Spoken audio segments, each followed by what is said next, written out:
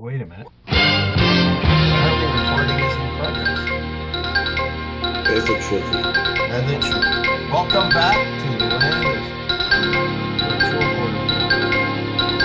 It could be that, or it could be Lala. Who knows for sure? Can you hear me? That's my canine companion who thinks there's somebody out front here. However, that's the upside of live TV. Yes, the one time that the phone rings is usually at the most inopportune. Anyway, it stopped ringing now. So how was your holidays? Well, it wasn't too bad. We had a nice visit with some friends, and then the weather turned cool. I think we're at a balmy 12 degrees. Not supposed to warm up until towards the end of the week, but that's okay too. It'll help the fires that are burning out west here. Yeah, it's apparently there was suggestion arson was played a part in those fires. Wow, I hadn't heard that. Yeah, well, a couple people were arrested by the Royal Canadian Mounted Police. But you know, it's always interesting that when there's an election on, suddenly there's fires that take up the time of the incumbent premier. Yeah, wow. Say, but it is what it is. While you were away in other lands, we in Canada have a new passport coming up. Yes, I saw that, and Yes. I was quite impressed that it came with that box of thick crayons, so you can color it in yourself. Yeah, Crayola crayons come with it. Of course, people will say you guys are, over what's the word I'm looking for? Overreaching, overreacting. Overreacting. Yeah. Well, if you looked at the responses by people who looked at this passport design with the front cover, basically they just jumbled around the front cover so that the elements of the old front cover were just in different places, and they added a little half a maple leaf outline on the front cover. So artistically, I would say, okay, fine, if that makes you happy. But really, the two excuses that were made for spending a lot of money to upgrade this passport was that there was concern with fraud and counterfeiting. Now, my first question was, it's the first I hear of it, if there was so much fraud and counterfeiting of the Canadian passport, how come there's nobody in front of a magistrate somewhere? Or what, where's the evidence of that fraud? Yeah. But because he never offered any of that, they simply said that's what they were doing. And the second part, which of course is interesting for those of us who have to pay for these things, i.e. taxpayers, is how much is this new passport going to cost? And who got the contract for this new passport? Yeah. Because if it's like the app that we so dearly like to talk about during COVID, that seems to have now been swept under the rug here. $75 million was basically, it's gone. Just don't worry about it.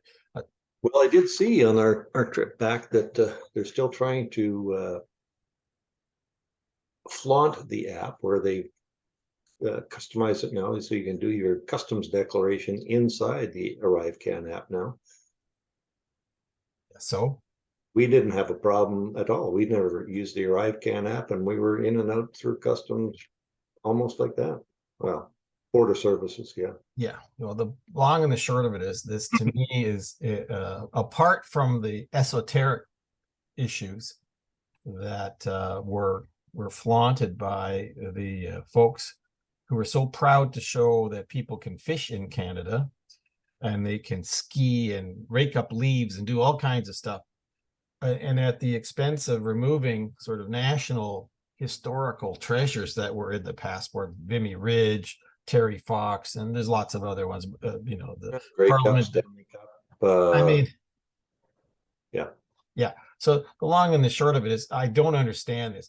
And of course, the argument that one person of political persuasion says, well, you know, it's like a promotion of Canada's lifestyles. Now, apart from border guards, customs people, or immigration people see this passport, who else would you show this passport to promote Canadian lifestyles and tourism and whatever? And when's the last time a passport was used as a travel brochure? Well, yeah. And I agree with you that there's some basic questions to be asked. And I'm guessing that maybe, just maybe, we'll have another special rapporteur appointed, because I understand that the Prime Minister's dog walker is looking for some additional cash. Oh, that wasn't nice.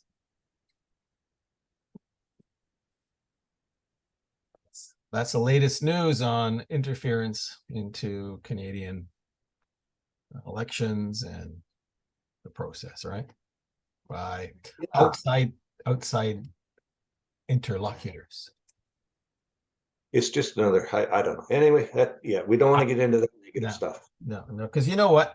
Outside of our little bubble here, known as Canada, no one knows what the heck we're talking about anyway. Oh, that's, yeah. So our international audience will I do encourage our tune viewers out. to query new Canadian passport on the web, and please provide some comments back. If you think it's a good idea, or you don't think it's a good idea, or you want to laugh out loud, you're not going to offend me. Well, it's I guess just really why, you know, what drove the great thinkers in the halls of government to come up with this gem? Well, great thinkers in government is kind of like an oxymoron, right? But I'm Careful, thinking we used to be those government people, you know. Somewhere along the line, somebody's making money off of this, and I guess it goes back to the current leaders' outlook that we shouldn't be having all this old history portrayed on any of our official documents or our official websites or anything else. I don't know.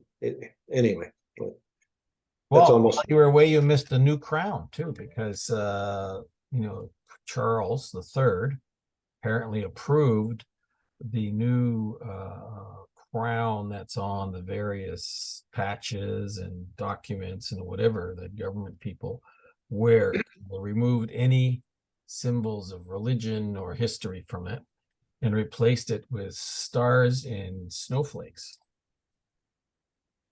Well, I won't say anything there, because I'd probably get into big trouble. But yeah, we got to watch it. This is because we have a new rule coming out about who can watch our stuff, because the government is going to be introducing you know, oversight groups on the internet, which is a whole other discussion we can have. But yes, it sure is. It sure is. Putting way too much power into the hands of the government. But well, how would they? I don't understand how any government, not just here in Canada or the US, can manage the information flows on the internet. For people who've traveled abroad into countries that are authoritarian or dictatorial, the internet offers no use, because you can't even go to any website or information source that the government doesn't approve of.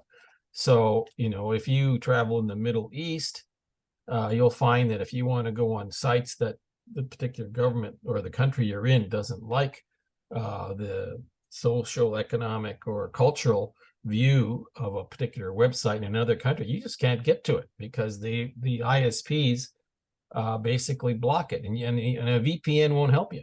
You simply cannot go to these sites. And I'm thinking that is it possible that some of the geniuses that who are dreaming up this stuff over here have had experience in some of those other countries and said, hey, we can do the same thing. We can control the flow of information by basically blocking the flow of information. Moreover, we connect that with the digital currency, and we really got you behind the 8 ball, because not only will you not see anything, you won't have any money to buy anything. Yeah. Well, it goes back to our infamous leader's comment of who he admires the most, and we know what kind of government that is. So yeah, well, and if you don't speak up, then you're going to find that you didn't speak up in time, and now they're knocking on your door. I find that some of this stuff is very scary, because if you had any relatives that lived through the dark days of the communist regimes from 45 to 90 in Eastern Europe, when people in leather jackets would knock on your door at 3 o'clock in the morning, and your father, your mother, your sister, your brother, your aunt or uncle was taken away, never to be seen again, because the state was doing the right thing. We seem to have forgotten that when we have this authoritarian streak that's developing at the moment about. Well, it goes part and parcel with that famous line in history. If you don't study history, you don't understand history, you're bound to repeat it. And it seems to me that there's a lot of governments around the world that are whitewashing, downplaying, rewriting. Yeah, it's scary. Yeah, and the world is really changing very rapidly in front of our eyes, so to speak. The impact of the last couple of years is when I see basically a two punch sort of impact. First, there was the pandemic, which globally was quite influential, if you will, on people's thinking.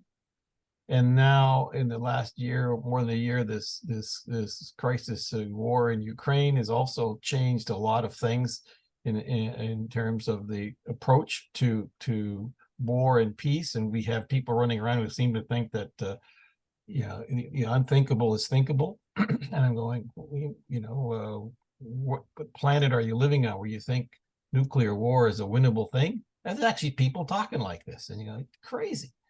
And getting involved in areas which were, until now, you just didn't talk about that because it was so ridiculous.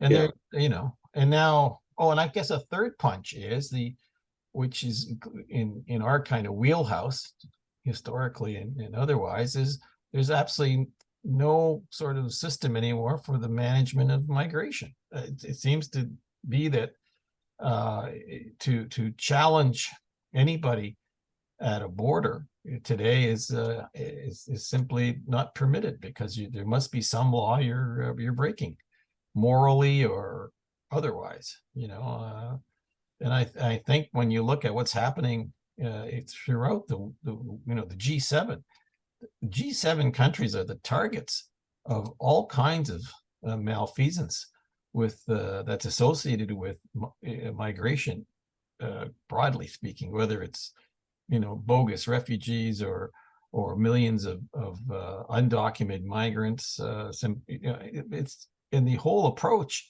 is not traditional anymore. It's all about, I feel that it's a terrible thing, and I don't want to be thinking about this. I mean, it's all emotional as opposed to legal or practical. Yeah, we've talked about it before, and I'd have to say, if I was on the other end of the stick, I would probably be doing my damnedest to get someplace where I would feel safe. However,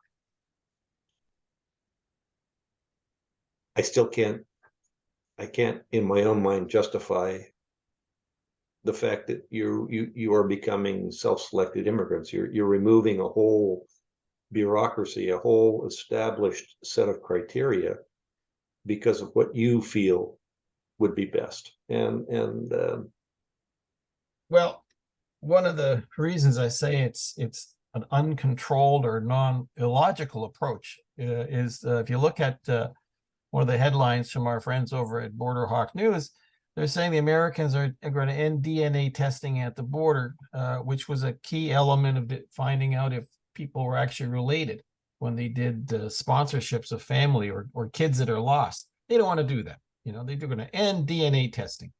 Like, on what basis then do you find out if there's someone who's being bringing in kids who aren't their own for nefarious purposes? Like, what? Who dreams this stuff up? well, again, I can understand both sides of that. One is, yeah, you need to have some kind of testing, some kind of proof, some kind of definitive proof. But on the other side of that, would you be willing to give that kind of information to a government? You know, yeah, I don't know what the answer to that one is. It's Yeah, but they're saying that 30% of family migration is fraudulent. You know, there's what no relationship between the kids and the adults. Apparently, you are saying, you know, bringing in these children. Why would you do that? Why would you be interested in bringing in minors who have no familial tie to you? Like, what would be the purpose here? well, you worked overseas in your former life as I did, and there used to be the thing called the paper family that was 2 or 3 generations of documentation to prove that so and so was your child or not, and the end goal was to get that child here so that they could sponsor their real parents. Um, you know, it's not a new tactic, and maybe that's the idea behind this familial DNA testing. It'd be pretty hard to do that, but then what do you do with the adoptive child? You know, Well, it ends up being the responsibility of the community, the host community at large, you know, and we're not prepared to do that in any community that I'm aware of, at least not in this country. I'm not sure if it's much different in the US. So who's going to take on all these kids that come from, you know, cultures and backgrounds that aren't common to the communities are being dumped on, you know? I mean, you've got school boards that have to come up with 15, 20 different kinds of languages, dialects of even other of languages, simply to be able to teach kids.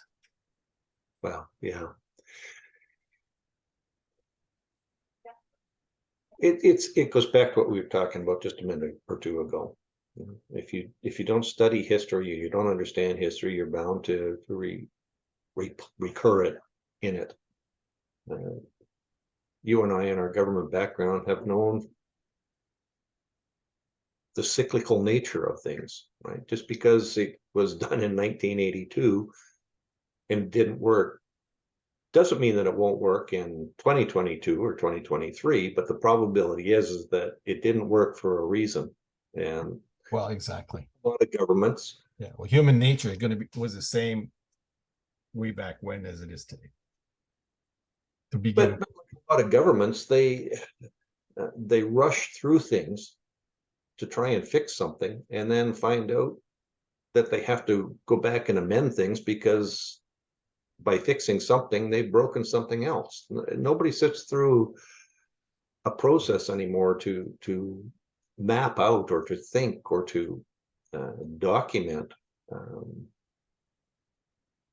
best case, worst case, medium case. You know, let's just put this in, and we had that out here in BC with the current provincial government, who decided that there's a housing shortage and a lack of low income housing. So if you live in a community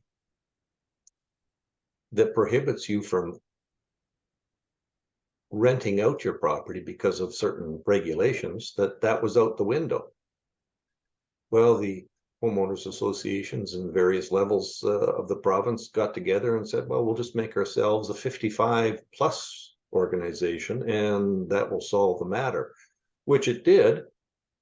But then there were people who had been in certain townhomes that were under 55 and wanted to have children, and now, nope, you have to leave your home because, so, you know, the government should have thought this through, but now they had to hold discussions and amend the bill that they put in less than 2 months ago. You know, it's like a make work project. Yeah, well, they're not thinking through what a particular change in policy does when it becomes regulation or law. That's not unusual, but I mean, here what you just described is not something that happens in isolation. It happens all the time in lots of different areas where you know, a small problem is resolved and a larger problem is created, or an irritant is fixed so that it's no longer an irritant to the majority of the people who had that problem, and you know, whatever that might be, and then all of a sudden you find later on down the road that created something that no one had anticipated, which is no longer just an irritant for a small group of people, but for a larger element of the population. You know, I think that the tax code, for example, in developed countries is a classic example of how you screw things up for the majority after a while, simply by coming up with little bits of pieces of legislation that give a break to some group that is a squeaky wheel in the tax system, you might say, and then others are paying the price for it. And you're saying, well, why is it becoming so expensive for me to live while my neighbor has all these write-offs? Well, yeah, okay, because somewhere along the line that money has to come from somewhere.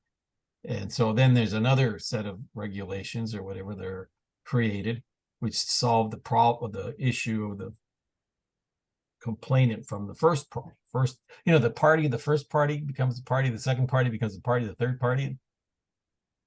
So, you know, the tax code in developed countries, the immigration naturalization laws, they've all become so cumbersome and unwieldy and almost people don't know what you're talking about half the time, you know, can't understand it.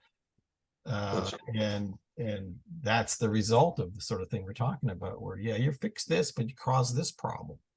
And, you know, once a piece of regulation or law is passed and goes into force, undoing those things is almost impossible. I mean, you know, there are laws on the books from the 1800s that should have been removed.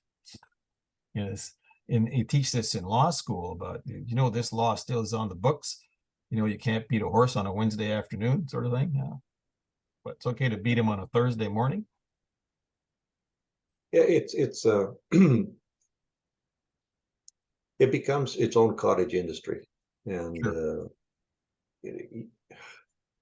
Try as you might in our current society and the way we are headed and thinking, I don't see it changing anytime soon. You know, even a change of government doesn't seem to have a drastic ability to change the course of anything. You know, Well, I think what has a drastic impact is stuff done in the background without people paying attention. You know, the Ukraine war is a classic example of all sorts of things happening in the background, which we might end up having a colossal world event here over something that's very regional. I mean, you know, so with all due respect to the folks in Ukraine and this horrible situation, you know, the rest of the world has other things to do. This is I know it sounds terrible. It's not that you don't have any compassion, but it becomes an issue with, this is not my problem. Okay, you're dragging me into a problem I don't want to be part of.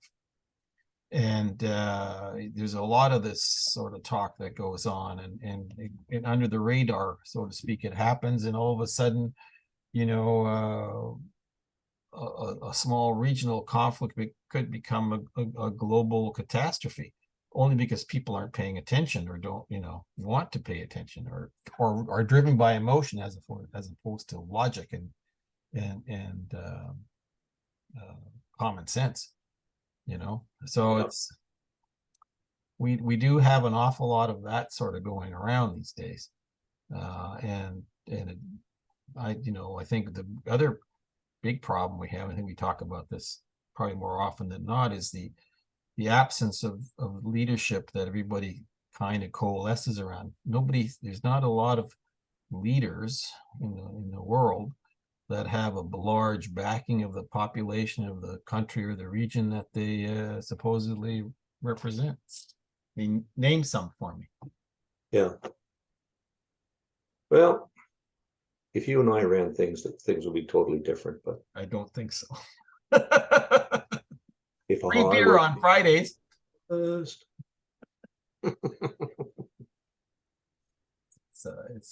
it is what it is. By the way, just to let you know, we and the readers and the listeners, I did the final version of the history of border poll, well, which if anybody wants to read it or hear about it, you can go to Spotify. But we're starting to go into our new business model. We're going to start having people have to subscribe to the various research things that we do and they will publish, because as much as we like to do this, we have to pay the bills, and short of having some commercial sponsors, which we'd be happy to get, we do have to pay for the bandwidth on these things. So if people want to know sort of the ins and outs of the last 10 years of how we got to where we're today, and why we do what Bob and I do in this fashion, that's where the story is. And we'll do other ones. We're looking at doing some interviews with people who are of interest to us in the community. So we're working on having some of those folks come on board. And some of those will be subscriber based as well, because it takes time and money to do some of these things. And as much as we want to be providing this to the community for free, some things we just can't do. So a warning to everyone that is coming. Unfortunately, Especially when if a week from now the U.S. defaults. what's an old saying? Money isn't the only thing in life, but nobody can tell me what's in second place. Yeah. Don't have money. Little things, just like the ability to make our podcasts kind of disappears. The ability to put it onto into the net disappears. Yeah, and we have to be cognizant of the fact that these costs are rising. Number one. Number two, if we're going to remain on the air, so to speak, given some of the restrictions that are being dreamt up by various government agencies on what you can do and say on the internet, so all these, it's part of the research that we have to do, and to be cognizant of what we have to do in order to move forward. So, spoiler alert to those who are listening or watching, our business model has to change in order to stay in business, so to speak. And as much as, like I said, we want to do this as continuing as a nonprofit and observer of the scene, particularly the human mobility scene, migration issues, refugee issues, border security issues, etc. We're going to have to find some ways to maintain the financial viability of what we do. Because we're into our second year now, and we're not, we don't have a sponsor that's willing to cough up the cost of the bandwidth, so we'd be happy to hear from some organization, corporate body that would like to, just to manage the costs. Otherwise, it's subscriber based, and if you'd like to participate and be part of our community, you have to pay the minimum is 99 cents on Spotify if you want to hear those things monthly. That's really not a big fee, I don't think, but Yes, well, it would be nice to have a very rich benefactor somewhere, but well, you as the secretary treasurer, should find one. But hey, yeah, well, I keep on investing that money into the lotto, but it just hasn't panned out. I know we gotta come up with a better business model. The casino doesn't pay off. Maybe one day I might be surprised and I might win, but yeah, and then I won't see you, right? I'll send you a telex from some non-extradition country.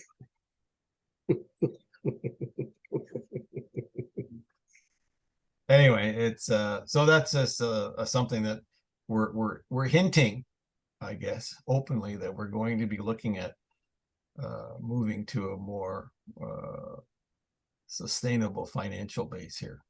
So, but that's just the way it is. And by the way, there are tens of thousands of videos and podcasts that we compete with too around the world. So it's, we're glad that people tune in and listen to our goings on once a week. But it's as much as it's a labor of love, the labor has to be paid for along the way. We yeah, it does. But anyway, yeah, I'm sure things will work out. They always do. Yes. And we want you to, what they say on YouTube, you hit the bell and you hit the like button. On Rumble, I don't know where the like button is. Oh, and by the way, if we do find that there are episodes that going forward that are truncated on YouTube, you can always watch it on Rumble, where it stays, the entire episode stays as it was recorded. We have little control over YouTube's AI system, which seems to, I don't think we've had any problems yet, but others have noted that what happens is, if it's some area that their AI doesn't like as part of their policy for retransmission, it just cuts it off. At the moment, we're not seeing that happen to us on either Rumble or YouTube. But if you do find that there's something cut off on YouTube, you can watch this exact same broadcast on Rumble or listen to it on the podcast. And I don't think we've had Spotify change anything along the way.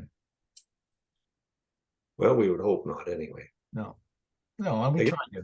If our viewers are noticing that, let us know. Yeah, I'd sure know that. Yeah.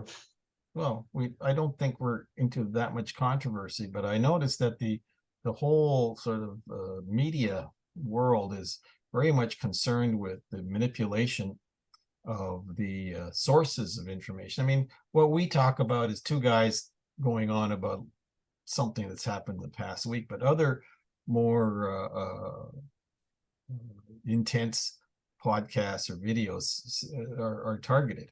And it's whether it's because they're targeted for political reasons or other, mostly political, I think. We're not into that. But, we might question things that various administrations might not like. And we are just, after all, two old guys. So yeah, speak for yourself. Pretty soon. Yeah, two old guys. Anyhow, what's our timing like here? We got it says we're up to our last 2 minutes or so. What's on the agenda for next week? Well, I think we should be keeping an eye on the issues of foreign election interference. It seems to be a big one here. I'm sure it probably just doesn't relate to Canada. No. I have no idea. There's just so much that goes on. You and I have touched on it before. Some of this stuff you just cannot make up because it's right out there and available. So Yeah, well, certainly the default issue to the south of us, that's more than just the United States that's going to be affected. If they default on their payments, the ramifications of that are really unknown at this point, but they're not good ones, I'm quite sure. And of course, the business of the U.S. dollar stopping to be the currency of the world as a consequence, which is already happening because of the policies of the Fed and the other countries, primarily China, Brazil, India, and Russia, saying, you know what, we want gold-backed money, and fiat currencies that are created by the US, which is basically a printing press for their programs, are downloaded to other countries and saying, no, thank you, we don't need that. So the petrodollar, the whole business of the world reserve currency, things are changing. So anyway, that's for next week, I think. Yes, there's lots and lots and lots of stuff to think about. So all right, till then, everybody stay safe, stay well. See you have next fun. week. Talk to you soon.